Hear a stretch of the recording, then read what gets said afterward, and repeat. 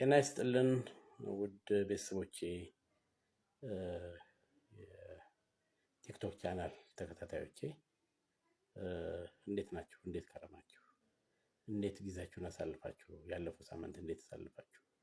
ያው ባለፈው እንደተነጋገርነው ሙያ የሚል ቻናል ከፍቼ እዛ ላይ ሀሳቤን ሼር እንዳደረጋችሁና ሙያተኛ የሆነ ሁላችንም ሙያችን የምናሳድግበት በጥሩ ሁኔታ የምንተዳደርበት መንገድ እንዲፈጠር በሚል እዛ ላይ ያሉ ነገሮችን ሀሳቤን ገልጫለሁ። ከዚሁ እናንተም ነው ሼር እያደረጋችሁ አንድ ነገሮችን እንደሚጨምሩበት እምነት አለኝ። እንዴት ነበር ሳምንቱ? እንዴት አለፈ? ከሰኞ ጀምረን አርብ ደርሰናል። ያው እንደሚባለው ሰኞ የሥራ መጀመሪያ ነው። የውጭ ሰዎች ደግሞ አርብ ደግሞ የህይወት መጀመሪያ ነው ያለው፣ ህይወት የሚጀመርበት። ያ ማለት ቀጣይ የእረፍት ቀን የሚታረፍበት ማለት ነው፣ ቅዳሜና እሑድ።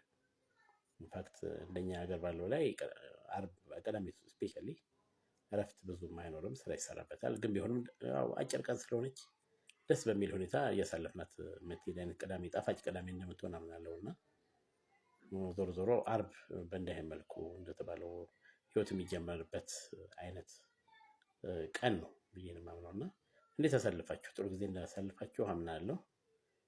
ቀጣይ ጊዜያችሁም ጥሩ እንደሚሆን እገምታለሁ። ከዛ ውጭ ግን በቀደም በአንዱ ቻናል ላይ ገብቼ ስለ ትዳር ውስጥ ስላሉ ሰዎች በምን አይነት መልኩ ህይወታቸውን ቢመሩ ስፔሻሊ ከሙያና ከስራ ጋር በተነጻጸረ ይመረጣል የሚል ሀሳብ አጋርቻችሁ ነበር። ያ ምን ማለት ነው?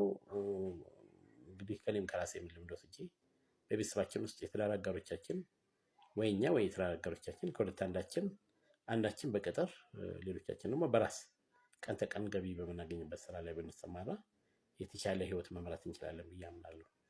ያው እንደምታውቁት የኑሮ ክብደት አለ።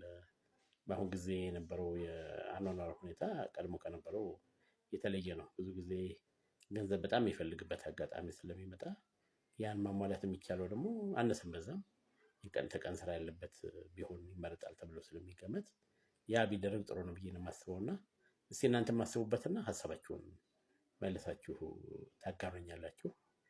ያ ማለት ከሁለት አንዳችን ወይ ባል ወይ ሚስት በግል ስራ በቀን ተቀን ገቢ በሚያገኙበት ስራ ቢተዳደሩና የተቀረው ደግሞ ቅጥር ሆኖ ቢሰራ የተሻለ ህይወት መምራት ይቻላል ብዬ ስለማመን ነው። እስቲ በዚህ ላይ ሀሳባችሁን ማዳመጥ እፈልጋለሁ። አሁንም ይሄን ቻናልን ሼር አድርጉልኝ፣ ሰዎች እንዲወዱት እንዲያጋሩት አድርጉልኝ። እኔ የበለጠ ተነጋግረንበት እየተወያየንበት ብዙ መጠቀም እንችልበት እንዳለ ገምታለሁ። ለቀጣይ ጊዜ ነው የሚያገናኘን። ከወዲሁ ደግሞ የተሻሉ ሀሳቦችን እየጨመረን እናጋራለን፣ እርስ በርሳችን እንማማራለን። አመሰግናለሁ፣ እጅግ በጣም አመሰግናለሁ። መልካም ጊዜ